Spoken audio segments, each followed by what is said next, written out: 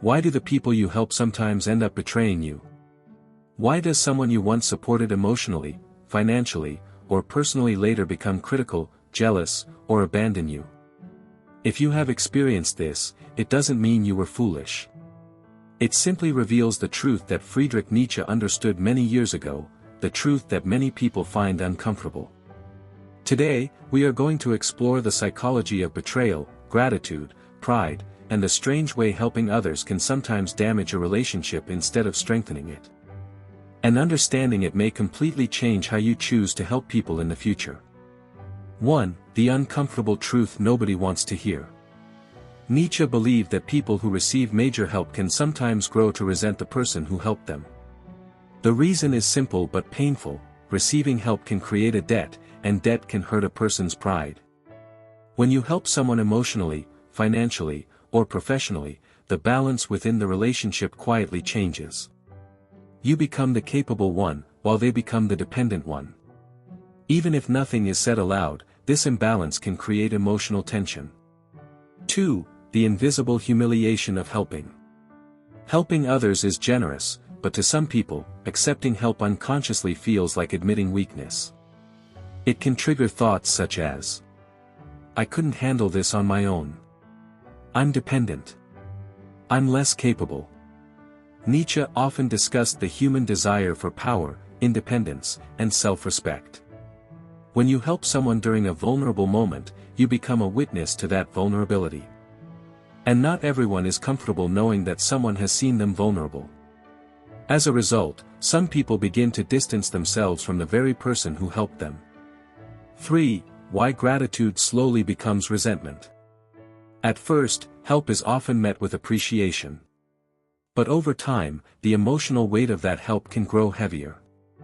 If the person feels unable to repay what they received, feelings of guilt, shame, or inadequacy may begin to appear. Eventually, those emotions can transform into resentment. And instead of confronting their own discomfort, they may direct that frustration toward the helper. Ironically, the person who gave support becomes the target of blame. 4. The imbalance of power. Every relationship contains an invisible sense of balance.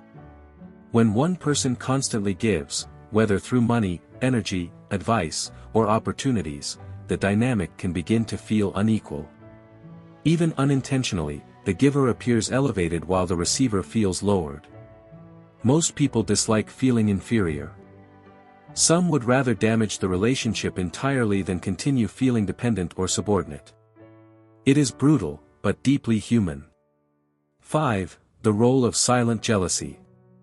Sometimes your help unintentionally highlights differences in discipline, success, stability, or emotional strength.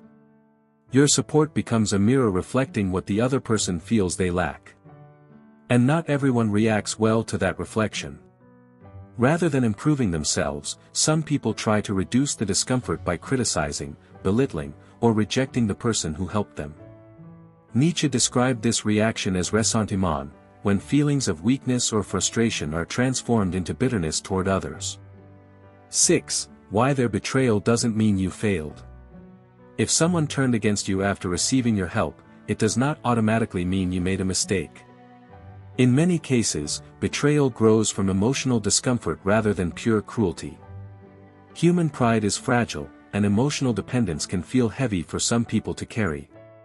Often, the issue lies more in their internal struggle than in your generosity. 7. Nietzsche's deeper lesson. Does this mean people should stop helping others? Not at all. The real lesson is to help in a way that encourages strength instead of dependency. Rather than solving every problem for someone, involve them in finding the solution. Instead of giving endlessly, maintain clear boundaries. Instead of helping people repeatedly, help them become more independent. True empowerment is not about making people rely on you forever. It's about helping them reach a point where they no longer need help. 8. How to avoid being betrayed after helping. Here are 5 practical principles. 1. Don't help others simply to gain approval or affection. 2. Don't expect lifelong gratitude. 3. Don't repeatedly remind people of what you've done for them.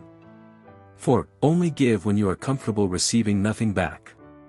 5. Avoid giving so much that the relationship becomes emotionally unbalanced. Emotional maturity means giving freely while understanding that not everyone can carry the emotional weight of what they receive. 9. The final truth. Emotionally strong people often appreciate support. Emotionally insecure people may experience help as a threat to their pride. This isn't true in every situation, but it is a pattern that appears often enough to matter. And once you understand it, you become less likely to take betrayal personally. The next time you help someone, remember this.